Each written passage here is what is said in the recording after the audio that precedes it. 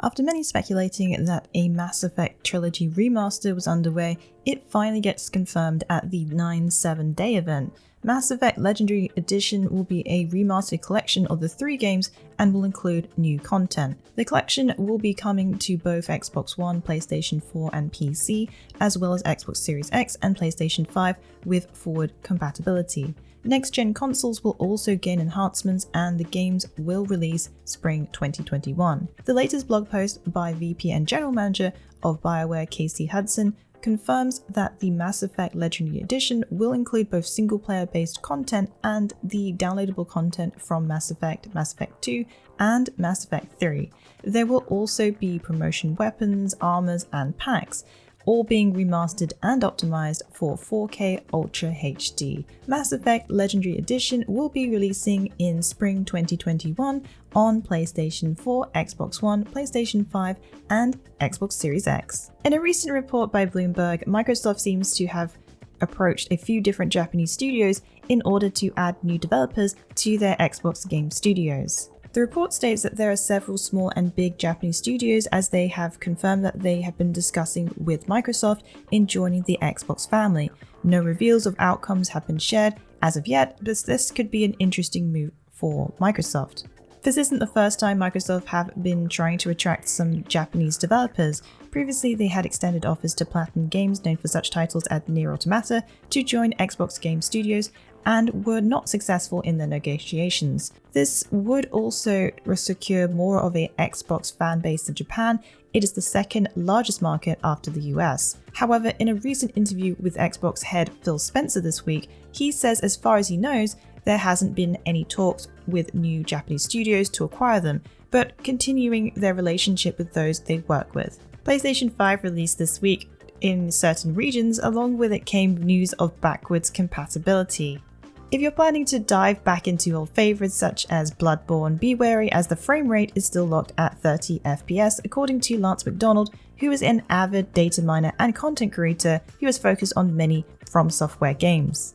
In order for Bloodborne to run at 60 FPS, it would need a much needed update. However, Sekiro Shadows Die Twice and Dark Souls 3 can run at 60 FPS. The reason Bloodborne cannot run any higher is that the developers haven't released further updates and the game was designed to be locked at 30 FPS. Will From Software release a patch for Bloodborne on PS5 soon? The odds are slim, as they are already busy working on their next game, Elden Ring, which was confirmed to be still in the works recently. For the celebration of the Xbox Series X and Xbox Series S launch this week, Microsoft held a live stream which showed 10 minutes of the upcoming Scarlet Nexus. It featured female protagonist Kasane Randall. It also featured the Hideout, a hub area where characters can relax, give gifts to allies to increase bonds as well as strengthen abilities, which can be borrowed from the other characters.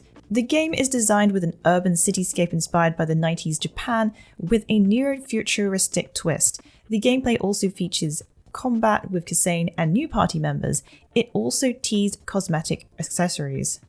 Scarlet Nexus promises to be a fast-paced game with RPG elements similar to Nier Automata but with Code Vein visuals in terms of art style. If you want to know more about what we think about the game, check out our Scarlet Nexus gameplay preview, more Nier Automata than Code Vein. The latest update for the online action RPG Genshin Impact went live this week, adding a number of new additions for exploring, plus a brand new storyline quest. One of the major additions was the introduction of the city reputation system. Why is this update highly anticipated? Well, it will add a number of new things to do and will make exploration much easier. Previously, tracking down strayed Oculus elements were a hassle, but with a new edition of blueprints, it will add a number of craftable items that can help make exploring that more enjoyable. The new city reputation system allows the player's main character to earn reputation by completing requests from NPCs. The more requests you complete, the more reputation you will earn, unlocking a number of reputation rewards. Rewards range from blueprints for gadgets that make exploring easier to cosmetic rewards such as a new Azure wind glider. There have also been a number of improvements to the UI, plus the addition of condensed resin, which will allow you to gain 2 sets at the same time for Leyline, Blossoms, and Domains. For the fuller details about each of the editions, be sure to drop by Fextralife.com. Don't forget to check out our Genshin Impact wiki for all the latest. A recent interview with the Xbox head Phil Spencer on GameSpot, Spencer has not only revealed that they have seen Elden Ring, the upcoming dark fantasy RPG by From Software, but he has actually played it. When asked how much he's seen of the elusive game, he said, "I've actually seen quite a bit, I've played quite a bit." Of course, details from the interview are rather thin as there is a lot he cannot share. We haven't seen anything since the teaser reveal of Elden Ring, but Spencer has shared that compared to Hidetaka Miyazaki's previous games, this is the most ambitious game that he's done. Spencer was also asked about George R.R. Martin, who has been lending his literary talents to write the mythos and lore behind Elden Ring. According to Spencer, the open world game will have open-ended areas, more so than previous From Software titles. Need even more Elden Ring? You can check out our Elden Ring wiki for all the latest info as it releases. It's finally here! The Demon's Souls remake made its way to PlayStation 5, launching alongside the new console this week as an exclusive launch title. Sony has released the launch trailer, which features a number of locations, scenes, and iconic bosses that Souls fans know and love. The trailer previews some of the amazing upgraded graphics and the game running at a smooth 60 FPS with dynamic 4K resolution. There are also some brand new screenshots that show these stunning visuals in all its glory. Recently, the PlayStation blog released a look at the first 10 minutes of the gameplay, previewing character creation, basic mechanics, and more. Also, Bluepoint released new details about the changes and additions to the Demon's Souls remake recently. This included fractured mode, carry capacity, omnidirectional moves, and more.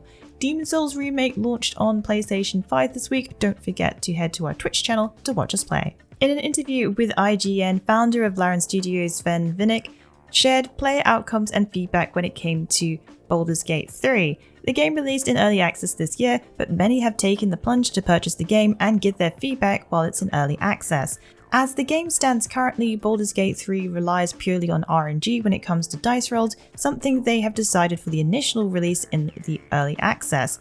How have players reacted? Well, according to Vinnick, they are pretty frustrated over the outcomes, at least those who haven't been blessed with much luck. But according to this interview, help is underway. Larian are planning to add a little more sway to help those who are getting some bad luck.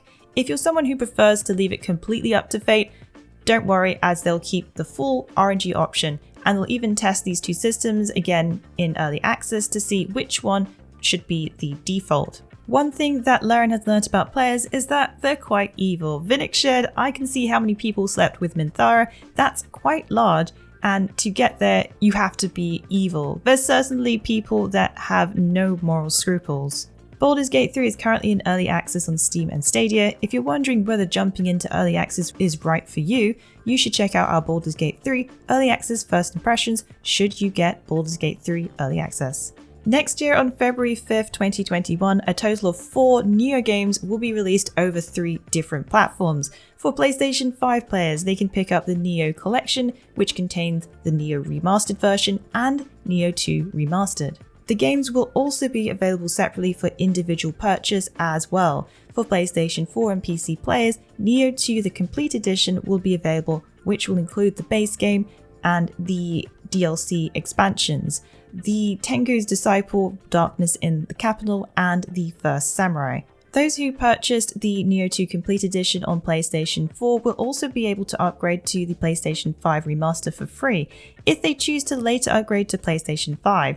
Those who already own the Nioh 2 base game on PS4 can also upgrade to the remastered PS5 version, but this will not include the downloadable content. The Nioh 2 Remaster on PlayStation 5 will support 4K resolution and up to 120 FPS gameplay. For PC, Nioh 2 will support 4K Ultra HD and Ultra Widescreen resolutions, as well as HDR and 144Hz monitors, with a frame rate of up to 100 FPS.